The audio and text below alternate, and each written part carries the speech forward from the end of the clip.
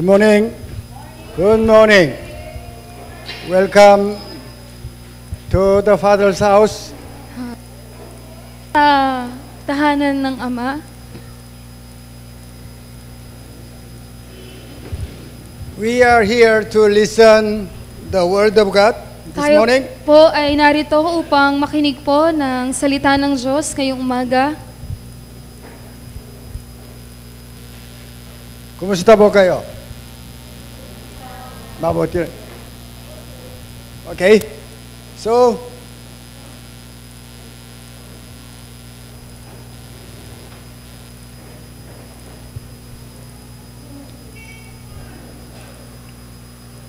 okay. Topic for today is living sacrifice. Ang usapin po ngayong umaga ay ang tungkol po sa buhay na alay. For the Christians, is very well-known word. Para po sa mga Kristiyano, pangkaraniwan na lang po yan. Sikat na po yung salita na yan. But it's not easy to understand correctly. Pero hindi po yan madaling maunawaan ng tama.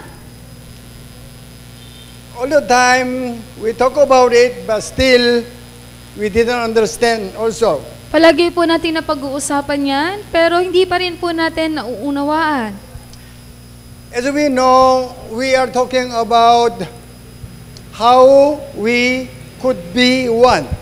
Tulad ng nalalaman po ninyo, ang pinag-uusapan po natin ay kung paano po ba tayo magiging isa. As we agree, also we know why we are here. It's not for the business, not for any matters, but for the salvation. At sumasang-ayon din naman po tayo at yun din po yung nalalaman natin na hindi po tayo narito dahil sa negosyo, kundi dahil po sa kaligtasan. Amen. Amen. Oy, meron bibig, di ba? Sabi mo, Amen. Amen. Okay, good. Thank you. So, we are here to know what we understood about salvation. Tayo po ay narito upang malaman po natin kung ano po yung naunawaan natin tungkol sa kaligtasan. For the salvation, what I told you, what is the most important matter? At sa kaligtasan po, ano po yung sinabi ko po sa inyo na pinakamahalagang bagay? How many of you still remember? Ilan po sa inyo yung nakakaalala pa rin po?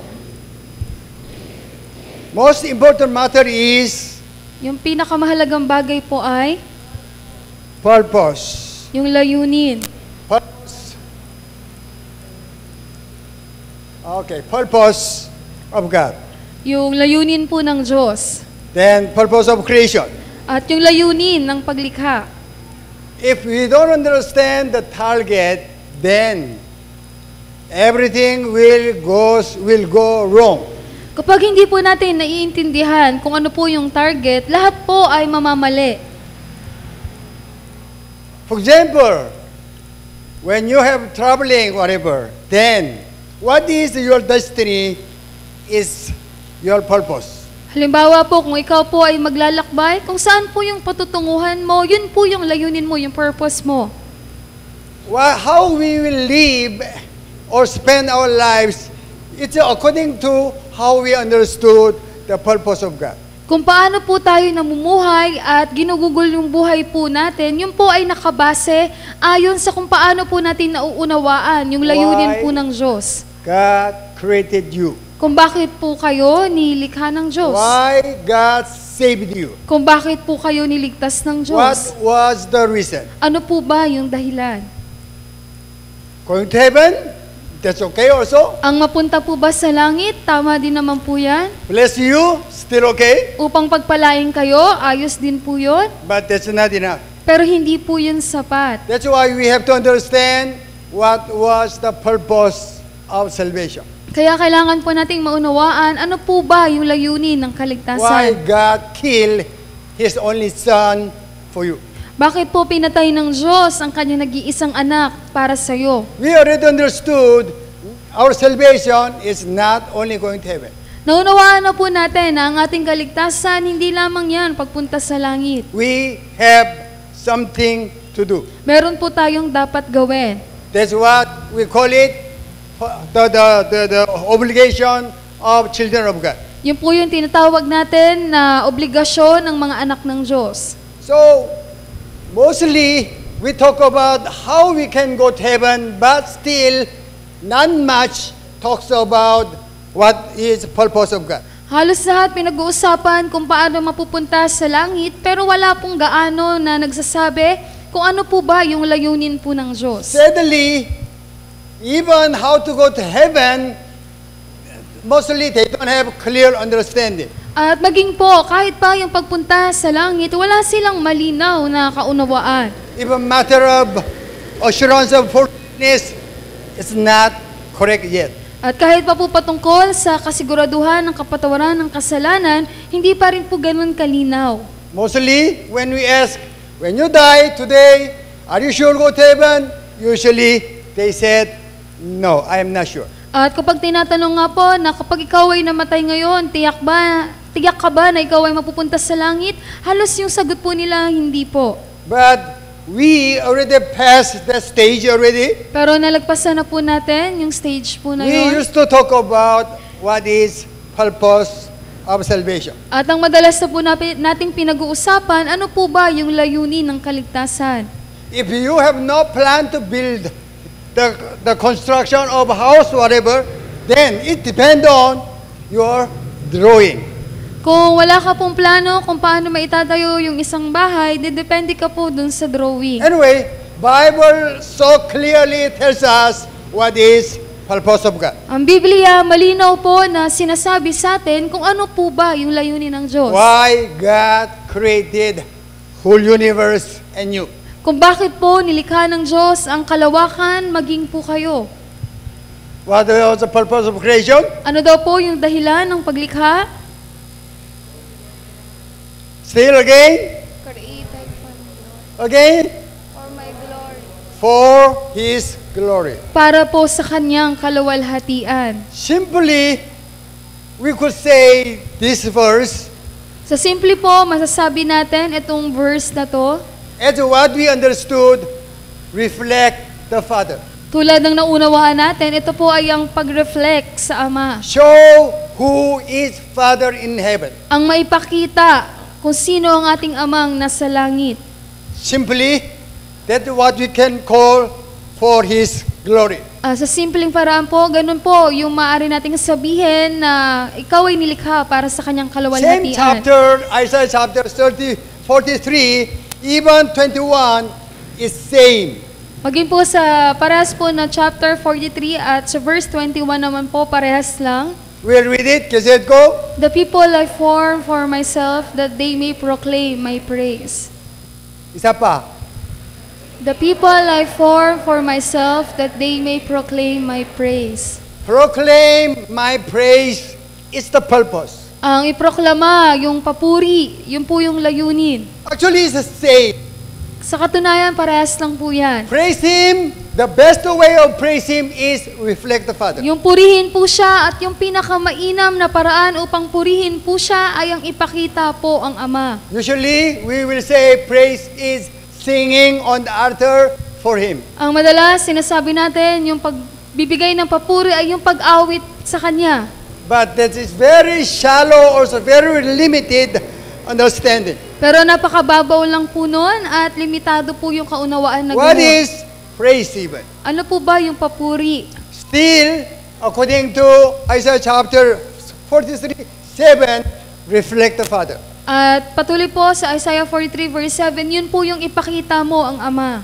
When you sing praise songs to Him, that's very small portion yet. Kapag po umawit kayo sa Kanya ng mga papuring awit, napakaliit lang po na bagay yon. But still, the best, also the correct, the praise or worship is living sacrifice. Pero yung pinakamainam at yung pinakatama po na papuri, yun po yung pagiging buhay na alay. How can we prove Isaiah chapter 43:7, for His glory?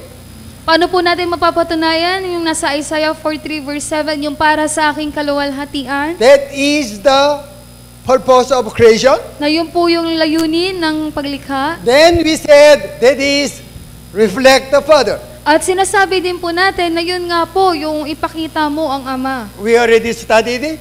Napag-aralan na po natin yan. We read it. Can it go? I have brought you glory on earth by finishing the work you gave me to do. Why Jesus said, I finished which you gave me to do.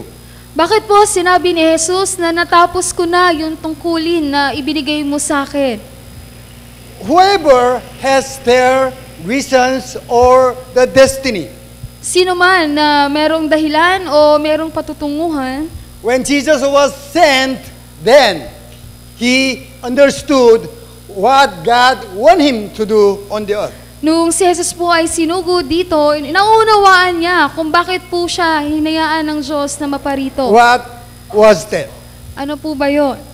What God gave Jesus to do on the earth. Ano po yung binigay ng Diyos kay Jesus na tungkulin na gawin po niya dito sa mundo? Nobody could see who is the Father in heaven. Wala pong nakakakita kung sino yung amang nasa He langit. is invisible. Siya po ay hindi nakikita.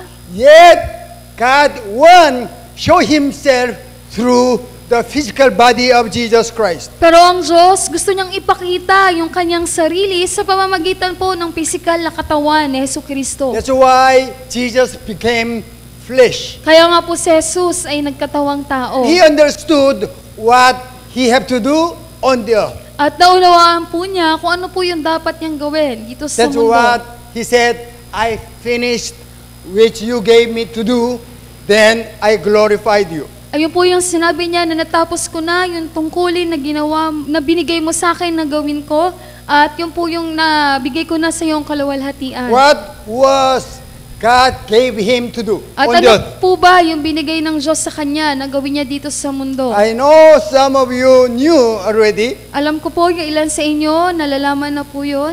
This is what Jesus did. Ito po yung ginawa ni Jesus. Okay, we'll read it. They said, go.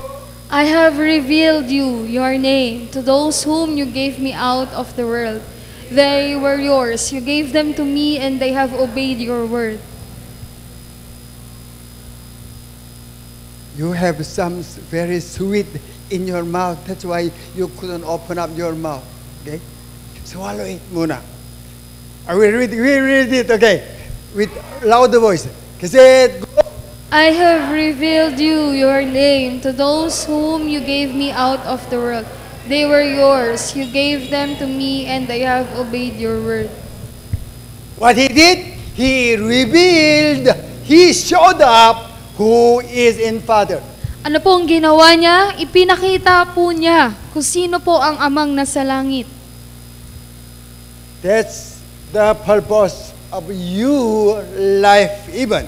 Ayun din po yung layunin ng inyong mga buhay. How we could prove, according to the Bible, John chapter 17:6, Paano po natin mapapatunayan na yung John chapter 17 verse 6 sa Biblia din po? we already knew also. Alam na rin po natin. We read it. Can it go? Jesus answered, "Don't you know me, Philip, even after I have been among you such a long time? Anyone who has seen me has seen the Father. How can you say, show us the Father?" That's what the purpose of life, the purpose of life of Jesus on the earth. Ayun po yung naging layunin ng buhay ni Jesus dito po sa mundo. That's why before he went up to heaven, he prayed to Father. Kaya bago po siya bumalik sa langit, siya po ay nanalangin sa Ama. That's John chapter 17. Yun po yung John chapter 17. When you read John chapter 17 verse 1, he lifted up heaven and he prayed. Kapag binasa niyo po yung sa John chapter 17 verse 1, siya po ay tumingin sa langit at siya po ay nanalangin. That's the final conclusion of his ministry, of his life. At yun na po yung katapusan ng kanyang ministry, ng kanyang buhay. Then, after that, Jesus still prayed to Father. At pagtapos po noon, si Jesus po nanalangin pa rin siya sa Diyos, sa Ama. We'll read it. You said go. I will remain in the world no longer, but they are still in the world, and I am coming to you. Holy Father, protect them by the power of your name, the name you gave me, so that they may be one as we are one. The last verse, or last portion, we read it. So that, kasi it go. So that they may be one as we are one. The disciples and people saw who is the Father through the life of Jesus. Yung mga disipulo, pati po yung mga tao, nakita nila kung sino yung Ama sa pamamagitan po ng buhay ni Jesucristo. Their destiny already understood. Ibig sabihin po, yung kanilang patutunguhan, naunawaan na nila. Other words, they become children of God. Sa ibang salita, sila po ay naging anak na ng Diyos. But they are not yet to be one. Pero hindi pa rin po sila iisa. They have to do something so that what Jesus prayed, they might be one as we are one. May kailangan pa rin po silang gawin. Nang sa gayon, maganap po yung sinabi ni Jesus na sila rin ay maging isa, katulad kung paano tayo ay iisa. So still, we are talking about the purpose of God.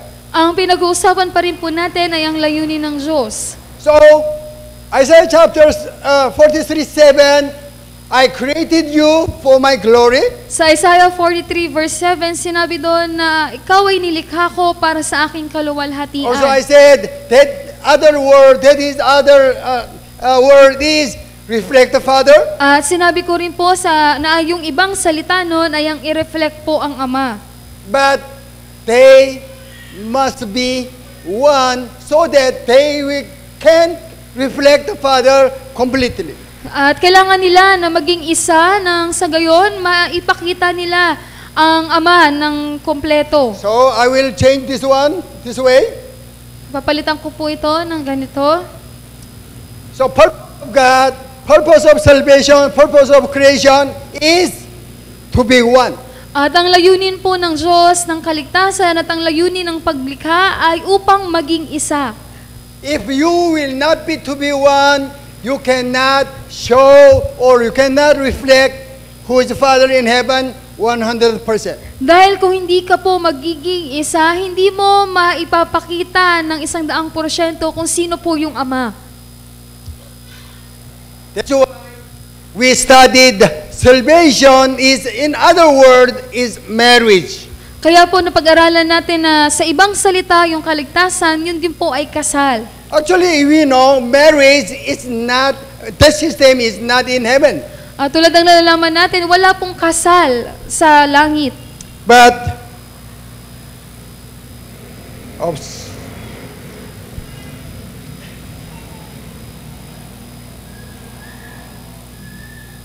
something wrong. Sorry.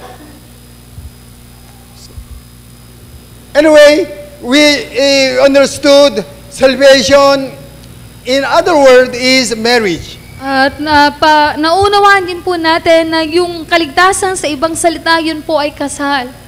That's why when we talk about marriage, most important matter is one. Kaya pag pinag-uusapan natin yung tungkol sa kasal, yung pinakamahalagang bagay po ay yung maging isa. If you will not be one all the time, there is fighting. Dahil kung hindi kayo magiging isa, palagi kayong mag-aaway. Two opinions all the time will argue. Ang dalawang opinyon, palaging magtatalo. If one opinion, nobody will argue for that Pero matter. kung iisa lang yung opinyon, wala pong pagtatalunan. That's why we studied last week the treasure, the life of Jesus, or life of eternal life is in the clay jar. Kaya napag-aralan po natin noong nakaraang linggo na yung ilaw ay nasa loob po ng banga. We had treasure in us. Meron po tayong yaman sa atin. So, this one is, we already shared last week. Noong nakaraang linggo po, na ibahagi na po ito. How we can break the or make transparent. Paano po ba natin mawawasak yung banga na yan? O paano natin magagawa na maging malinaw, transparent? Still, our topic for today is Yung usapin pa rin po natin ngayong araw ay ano po?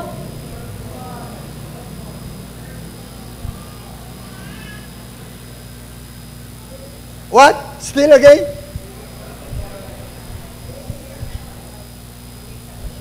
Living? Living? What's subtitle? Ano po yung subtitle? To be one. Yes. Ang maging isa. It's connected all. Yan po lahat yan ay may koneksyon. If we don't understand 3D, we cannot explain what is living sacrifice. Kung hindi po natin mapapaliwanag yung 3D, hindi rin po natin maipapaliwanag kung ano po yung pagiging buhay na alay. Even in our church, so many times we talk about what is the living sacrifice. Maging po sa church po natin, maraming beses na po nating napag-usapan kung ano po ba yung living sacrifice. Yet, it was not so clear. Pero hindi pa rin po naging malinaw. But we understood what was 3D, then we could explain what is the living sacrifice. Pero naunawaan na po natin kung ano yung 3D at maipapaliwanag na po natin kung ano po yung living sacrifice. The one who became 3D, then whatever he will or she will live, we call it living sacrifice. Siya na naging 3D, ano man o paano man siya mamuhay, ang tawag po doon ay ang pagiging living sacrifice. So, for the living sacrifice, we have to understand what is 3D. At para po maging buhay na alay, kailangan po nating maunawaan yung 3D. Still, do you remember what is 3D? Naalala niyo pa rin po ba kung ano po yung 3D? First one, Ano po yung una? second, Pangalawa po? third one. Yes. What is I? Ano po yung deny? This one is, what does it mean?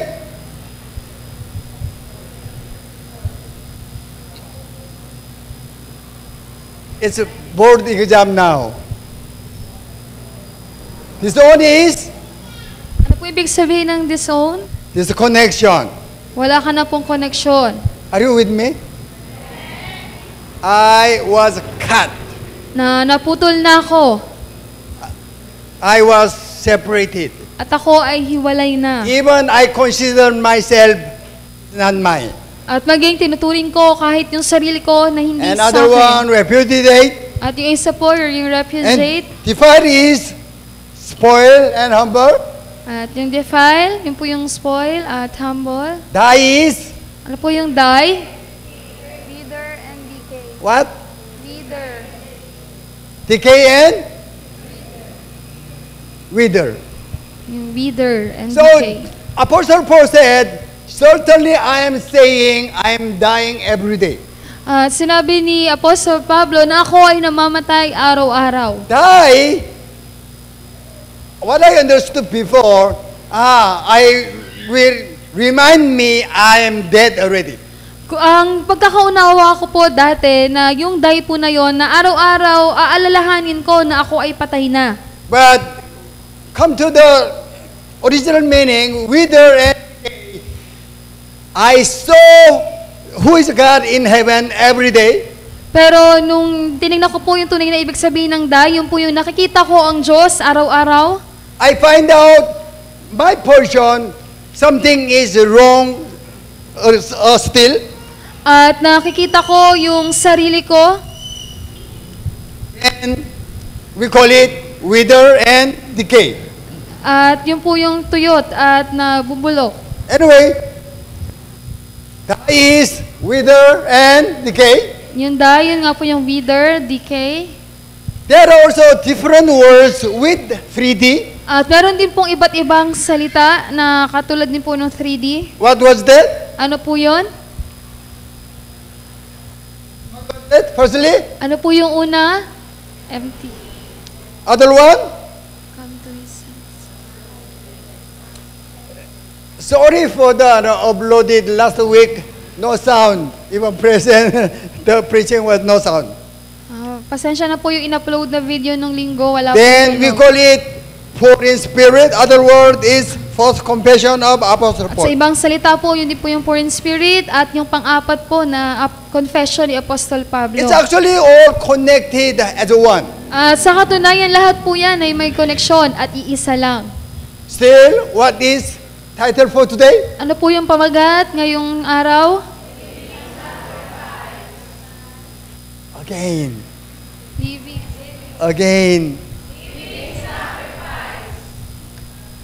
Still you have candy in your mouth. So, this is what we consider ourselves.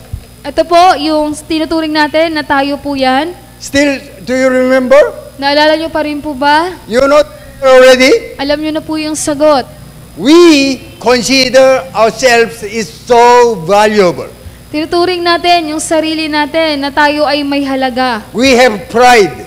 Na meron tayong pride. That's why I am okay. I am very valuable. Kaya ayos sa lang ako. Ako ay napakahalaga. But when you meet God, God said, you are dust. Pero kapag nakatagpo mo ang Diyos, sinasabi ng Diyos, isa kang alabok. You are all sins. Lahat ng sayo ay kasalanan. Yet when you experience of God, that portion, this portion, then you could become empty. Pero kapag naranasan mo ang Diyos, yung bahagi na yon na naranasan mo ang Diyos, ikaw ay magiging And empty. also you become transparent. At ikaw din ay nagiging transparent. Then every day you will meet God, then you will know, oh, what I thought about myself was wrong. At kung araw-araw makakatagpo mo ang Diyos, malalaman mo sa sarili mo, lahat pala ng iniisip ko nang meron ako mali. Then finally we'll say, what I consider is right, everything is wrong. At sa huli, masasabi mo, lahat ng tinitingnan ko, tinuturing ko na tama, lahat pala yon mali. Only you alone is right. Tanging ikaw lamang yung tama. Actually, what we consider so important for us is what we knew, what we experienced, also what we have. Sa katunayan, yung tinuturing natin na mahalaga sa atin, yung po yung nalalaman natin at yung mga karanasan natin. But only God is right. Pero tanging ang Diyos lamang po yung tama. Without the Word of God, we cannot say what is right and wrong. At kung wala po ang salita ng Diyos, hindi natin masasabi alin ba yung tama at mali. Only God's Word will define what is right and what is wrong. Tanging ang salita lamang po ng Diyos ang makapagsasabi kung alin po ba ang tama So, at mali. as long as you will deny yourself all fully, and you could be transparent. At kung ganap mo na po na naitatanggi yung sarili mo, ikaw po ay magiging transparent. Then last week, we thought about Galatians chapter 2:20. At yung nakaraang linggo, napag-usapan po natin yung tungkol sa Galatians 2:20. That's a life of 3D. Yan po yung buhay na 3D. So, when we accepted Jesus Christ, we have been crucified with Jesus. Noong tinanggap po natin si Jesucristo, tayo rin po ay napako kay Kristo. Then, we have no ownership of ourselves. At hindi na po tayo yung nagmamayari sa ating mga sarili. Then He is the owner as our King. At siya na po yung nagmamayari bilang siya po yung hari. That's what we call Jesus lives in me. Kaya po sinasabi natin na si Jesus na ang siyang namumuhay, nabubuhay sa akin. So, from that moment, our purpose, our destiny of our lives become different. At hanggang sa pagkakataon po na yan, mula sa pagkakataon na yan, yung layunin ng ating buhay ay iba na po. I will not live for myself, but I will live totally for Him alone. Hindi na ako mamumuhay ayon sa aking sarili, kundi ako ay mamumuhay na para sa Kanya lamang. It's so easy to check your life. Napakadali pong tingnan yung buhay How po your ninyo. life become different. Paano po nagiging iba yung buhay As ninyo? much as you experience His love, then much you could change your life. Kung gaano po ninyo nararanasan ng Kanyang pag-ibig, ganoon din po ninyo na merong pagbabago sa inyong buhay. Even though you have a lot of knowledge about Bible, whatever, the knowledge cannot change your life. At kahit pa marami kang nalalaman sa Biblia, yung mga nalalaman po na yon, hindi po niyan mababago yung buhay mo. That's why we can say the portion of experiencing God will change your life that much. Kaya maaari nating masabi, yung bahagi na naranasan mo ang Diyos, yun din po yung bahagi na mababago yung buhay mo. If you will live according to Colossians chapter 2:20, Kung ikaw po ay mamumuhay ayon sa Galatians 2:20, then what will happen to your life? ano po kaya ang mangyayari sa iyong buhay? That's Romans chapter 6:11. Ayun po yun sa Romans 6:11. You will not allow Satan can control your life. Hindi mo papayagan na kontrolin ni Satanas ang iyong buhay. You will not follow your earthly desire. At hindi mo susundin yung iyong makamundong nasa. Whatever your earthly desire or deceiving by Satan, whatever you will say, no. At kahit pa ikaw ay tinutukso ni Satanas sa pamamagitan ng iyong makamundong nasa, ang isasagot mo lamang ay hindi. That's what we call it, death to sin. Yun po yung tinatawag natin na ikaw ay patay na sa kasalanan. Then we can say, I am alive to God in Christ. At masasabi natin na tayo po ay buhay sa Diyos kay Meaning, Kristo. whatever He will ask me to do, I will say, yes only. Ang ibig sabihin po noon, ano man yung sabihin niya sa akin na gawin ko, ang isasagot ko lamang ay opo. Then 12 will explain the details. At sa 12 po, ipapaliwanag po yun. We'll read it. Kasi go. Therefore, do not let sin reign in your mortal body, so that you obey its evil desires. Yes, you will say no to the sin or earthly desire. Opo, ikaw po ay hihindi sa kasalanan o sa makamundo mong nasa. Why? Your all sins forgiven, then you become the possession of king. Bakit po? Dahil ang lahat ng iyong mga kasalanan ay napatawad na at ikaw po ay pagmamayari na ng hari. Because you have no right to say according to what you want. Dahil wala ka ng karapatan na magsabi ayon sa gusto mo po. Only you have obligation to say yes to God all the time. Tanging ang obligasyon mo lamang ay palaging umoo sa Diyos. So, we could prove it through the life of Jesus. At maaari po nating patunayan yon sa buhay ni Jesus. We read, He went away a second time and prayed, My Father, if it is not possible for this cup to be taken away unless I drink it, may your will be done. Jesus, He had flesh.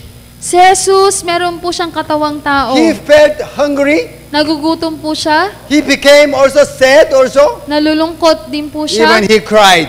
Maging po siya rin ay umiyak. Yes, he was human. Opo, tao po siya. That's why he felt tired also. Kaya napapagod din po siya. He didn't follow the desire of his body. Pero hindi po niya sinunod yung gusto ng kanyang katawan. As we know, he was God himself. Tulad na nalalaman natin, siya mismo po ay Diyos. Yet, when he came down, he knew what he had to do. Pero nung siya po ay naparito, nalalaman niya kung ano po yung dapat niyang gawin. Also, he had to live as a living sacrifice. At kailangan rin niyang mamuhay bilang buhay na alay. Even though he has something to do by himself, Kahit pa meron siyang gusto na sarili niya na gawin, he put aside everything. isinantabi po niya yung lahat. Then he talked to God all the time, yes lang. At kinausap po niya palagi ang Diyos at palagi lang oo. That's why Jesus didn't commit anything. Kaya Any nga sin. po, si Jesus, kahit isa, wala po siyang nagawang kasalanan.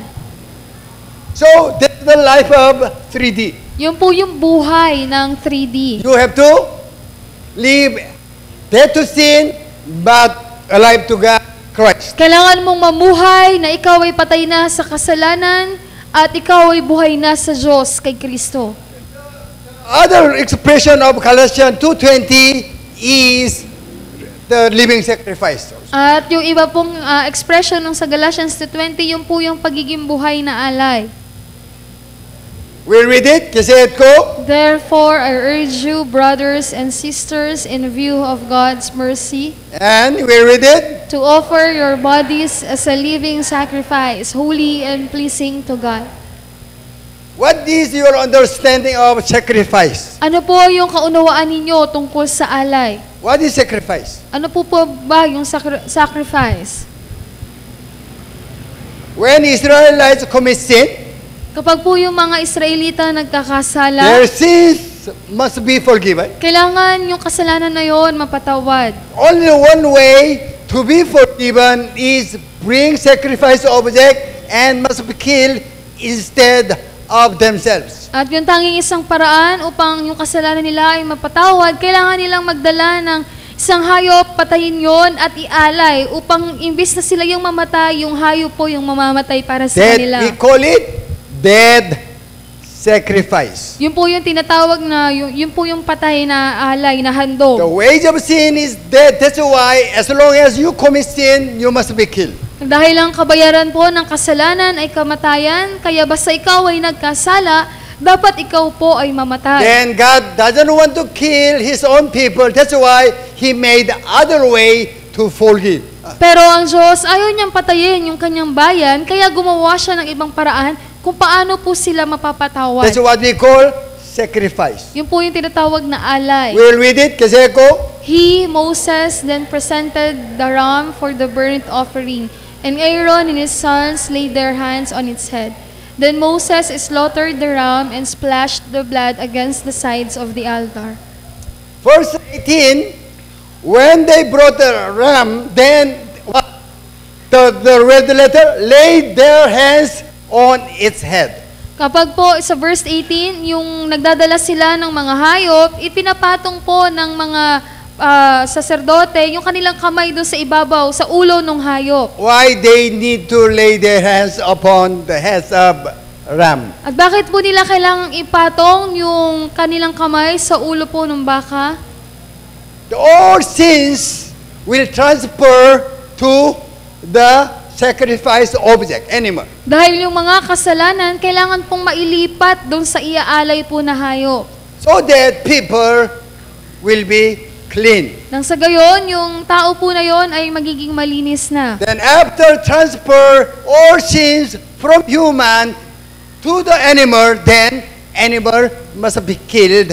Why? Because the wage of sin is death. At matapos po na maisalin yung kasalanan ng tao doon sa hayop, kailangan pong patayin o katayin yung hayop dahil nga po ang kabayaran ng kasalanan ay kamatayan. That's why Jesus took our all sins and He was killed to forgive His people's sin. Kaya nga po si Jesus, kinuha niya ang lahat ng ating mga kasalanan at siya po ay namatay upang bayaran ang kasalanan ng lahat ng tao. That's why sacrifice must be killed. Kaya nga po pag sinabing alay, kailangan po patayin. But Romans chapter 12 verse 1, living, what is the living sacrifice? Pero sa Romans 12 verse 1, ang sinasabi doon, buhay na alay. Ano po yung buhay?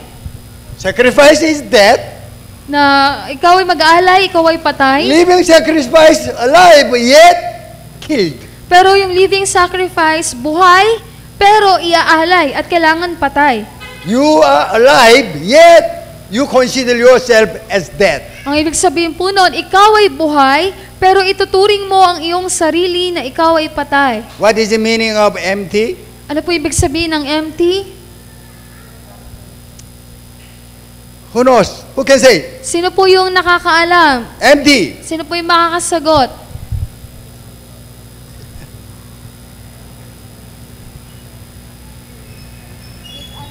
Huh? Make unreal. Only one? Joe only knows? Who knows?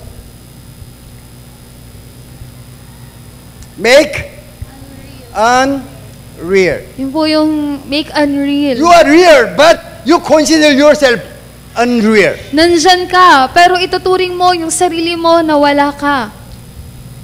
Matter of ownership, you have your own, but you consider you have nothing. Patungkol naman po sa pagmamayari, meron kang sariling iyo, pero ituturing mo yon na wala ka at hindi sa'yo. Alive, yet you consider yourself as dead. Na buhay ka, pero tinuturing mo yung sarili mo na ikaw ay patay. That's what we call also how you break jar. Yun din po yung tinatawag natin kung paano mo mawawasak yung banga, How you become transparent. kung paano ka magiging transparent. How could you be transparent? Paano po kayo magiging transparent? One way. Tanging isang paraan lang. Not only one way, Jesus. Hindi po isang paraan si Jesus. One way, encountering with God. At yun po yung isang paraan na yon ay ang makatagpo po ang Diyos. When you meet God, that's why we talk about the Isaiah.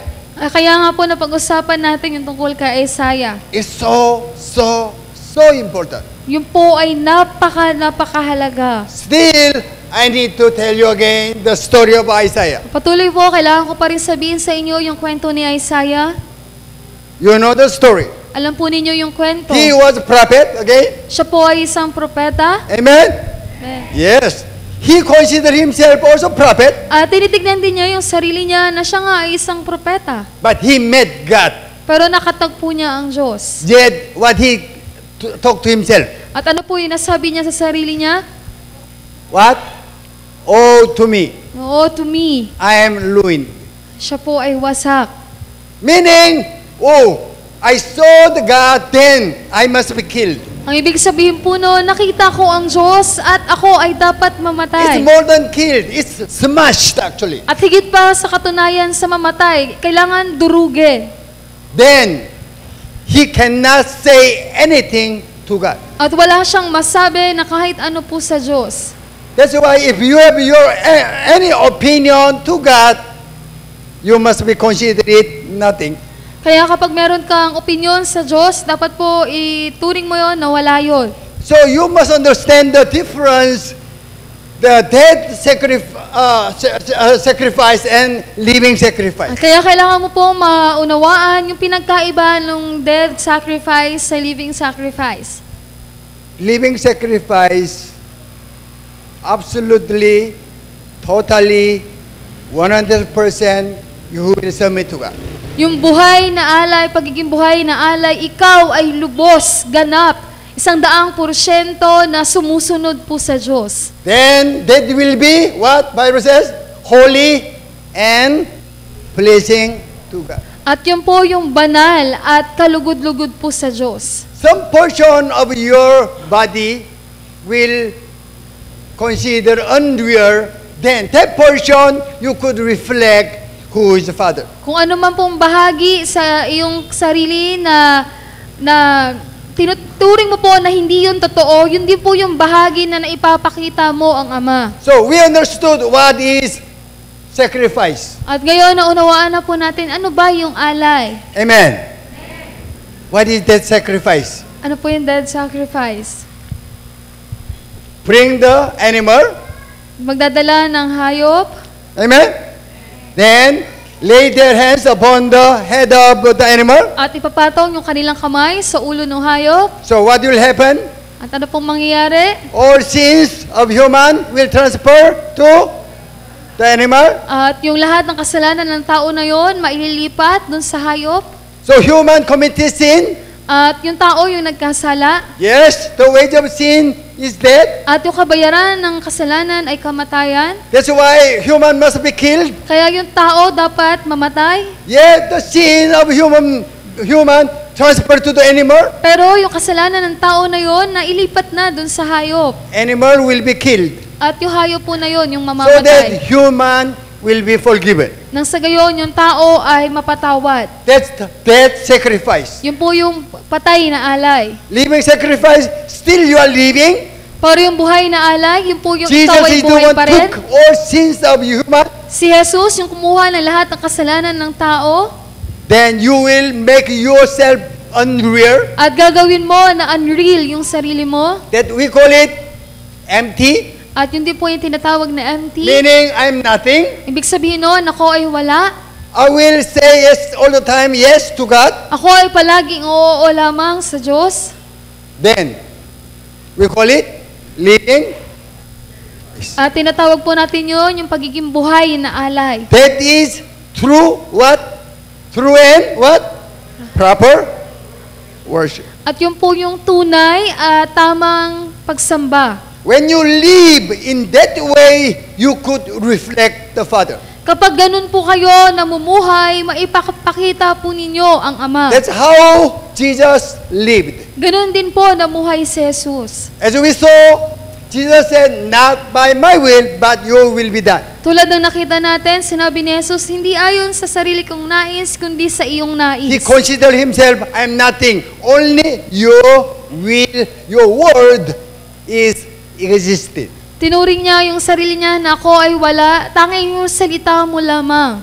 Yes, what we experience of God, we will say, "Thank you for your love." Opo, kapag naranasan natin ang Diyos, sinasabi natin salamat po sa iyong pag-ibig. That also we call it praise. Yun din po yung tinatawag natin na papuri. Even when we say, "Father, you are good," we call it also praise. At kahit pa, pag sinabi mo din na, Ama, ikaw ay mabuti, yun din po ay isang papuri. That's very limited praise. Pero napakalimitadong papuri lamang That's a po very yun. limited worship. At yun din po ay napakalimitadong pagsamba. Yes, His name will be lifted up through that matters also. Opo, ang kanyang pangalan ay maitataas sa pamamagitan din naman nun. God wants true and proper worship. Pero ang gusto po ng Diyos ay ang tunay at tamang pagsamba. Other word, God let you reflect who is Father in heaven. Sa ibang salita, gusto ng Diyos na ipakita po ninyo kung sino ang amang nasa langit. So now we understood what is death sacrifice and live sacrifice. Ngayon, naunawaan na natin kung ano po yung dead sacrifice at living sacrifice. So Romans chapter 12:2, we'll read it. Cassette go. Do not conform to the pattern of this world. What is the pattern of the world? Ano po ba yung pattern ng mundo? You are so Kayo ay awesome? you can do whatever you want to do. Magagawa mo ano man yung gusto mong gawin? You have to develop your ability.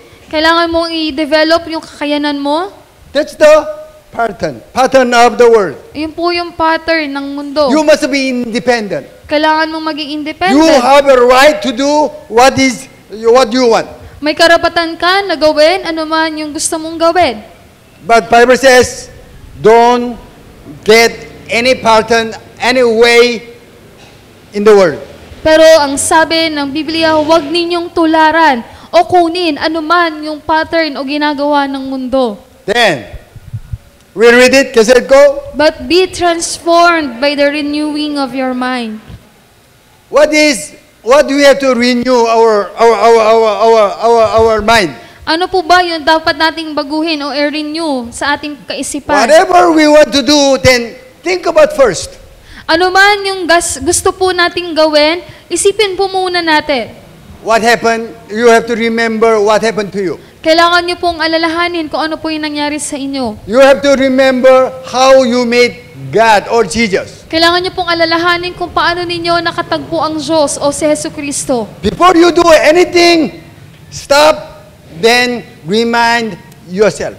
Bago pa man kayo may gawin, tumigil ka muna, tapos i-remind mo po yung sarili mo. Because all the time, naturally, your body wants to do everything what you want. Dahil palagi po, natural po na yung katawan mo agad-agad gustong gawin kung ano lang yung gusto niya. And stop and remind yourself.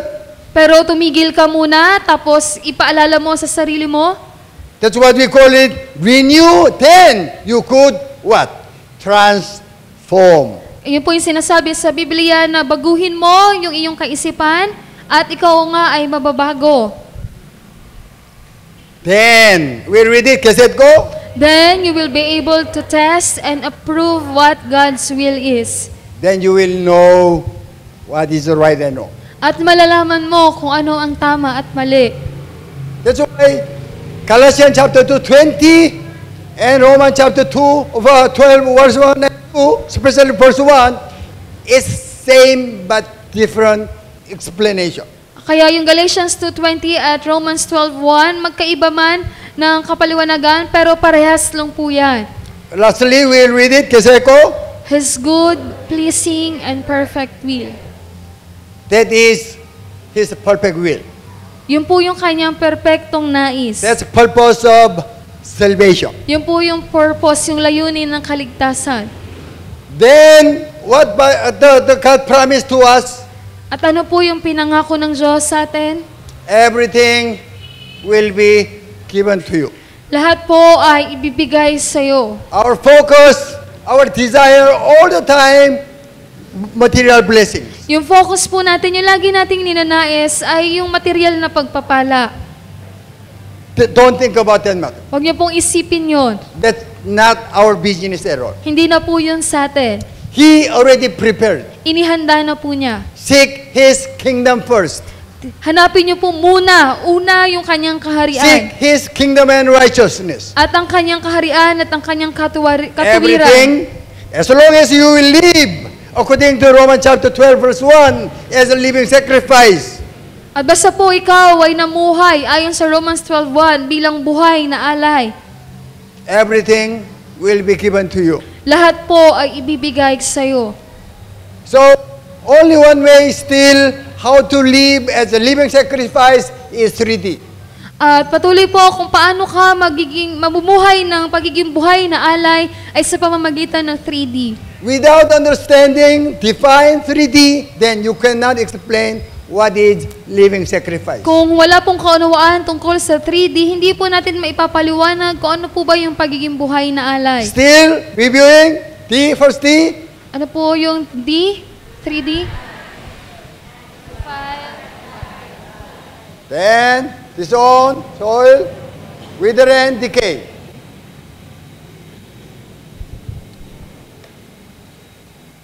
Everybody wants to be happy. Ang lahat po gustong maging masaya. Especially wedding. Lalo na po sa kasal. Why you married? Bakit po kayo nagpakasal? Why do you want to marry? At bakit po ninyo gusto magpakasal? To be happy. Gusto niyo maging masaya. Right? Yes. As long as you, husband and wife, different opinion, they cannot be happy. Pero kapag kayong mag-asawa, magkaiba yung inyong mga opinyon, hindi kayo magiging masaya. Amen. God and you has different opinion. You cannot be happy. At ang Diyos, kung magkaiba ang inyong opinyon, hindi kayo magiging masaya. What we know, God is all the time right. Tulad ng nalalaman natin, ang Diyos palagi siyang tama. Then, you have to consider your opinion is all the time wrong. At kailangan mong ituring na yung opinion mo palaging mali. If you say, oh, my opinion is a little bit good, then you cannot be happy with God. Pero kapag sinabi mo, ay, yung opinion ko naman, medyo tama naman yun, hindi ka po magiging masaya kasama ang Diyos. Then, you will meet God, then you will know you are wrong. At kapag nakakatagpo mo ang Diyos, malalaman mo na ikaw nga po ay mali. Amen. Still, I must say again and again, only one way how to be empty is encountering God. At paulit-ulit ko pong sasabihin kung paano ka magiging empty, ang tanging paraan lamang ay katagpuin mo po ang Diyos. God wants you be happy with Him. Ang Diyos, nais po niya na maging masaya ka, kasama po siya. What you need, God said, don't worry about. Ano man yung pangangailangan mo, sinabi ng Diyos, huwag kang mag-alala. Only one thing God asks you to do, come closer to me. Tanging isa lang po, yung nais ng Diyos sa gawin mo, lumapit ka lang sa akin. Be in me and you will know who I am. Katagpuin mo ko at malalaman mo kung ano ako. Then you will make that portion unreal. At magagawa mo yung bahagi na yon na unreal. Then much you could be happier. At sa bahagi na yon, ikaw ay magiging mas masaya. Amen. As you shed the tears of on your face, then much you are happy. At kung gaano yung luha mo sa iyong mata, ganun din po yung kasiyahan mo. So what is the title for today? Ano po yung pamagat ngayong umaga? Once again, what is the title for today? And the subtitle is? Yes. God wants you to be one with Father. Ang Diyos, nais po niya na maging iisa kayo ng Ama. One has no arguing, no fighting. Dahil kung kayo ay iisa, walang pagtatalo. Amen. Let us all stand. Hallelujah.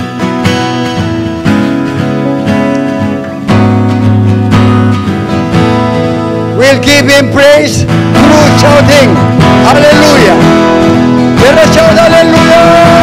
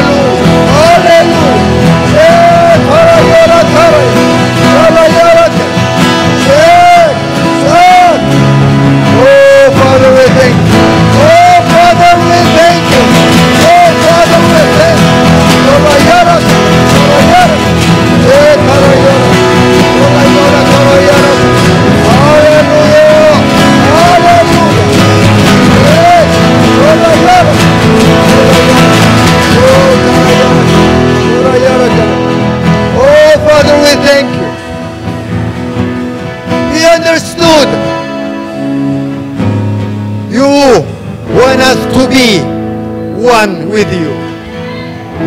That's why you killed your only begotten Son firstly. Then you ask us to come to nearer to you, to meet you, to know who you are.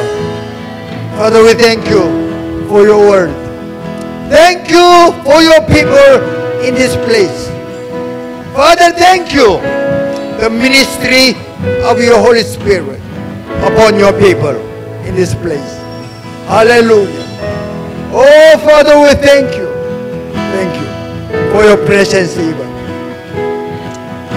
May the grace of Jesus Christ, our Lord and Savior, the one who lived as a living sacrifice, the love of Father, still you love us. The fellowship of Holy Spirit, the one who will urge us to come to closer to God, to meet God, to know who is God. Be with you from now on ever to ever. That's why all children of God will agree and say, Amen and Amen and Amen. Hallelujah. Hallelujah. Oh, hallelujah. Father, we thank you. Thank you, Father.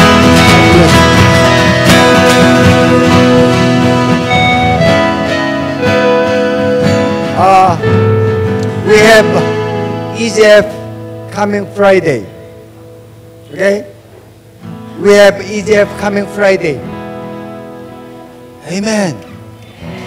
Amen.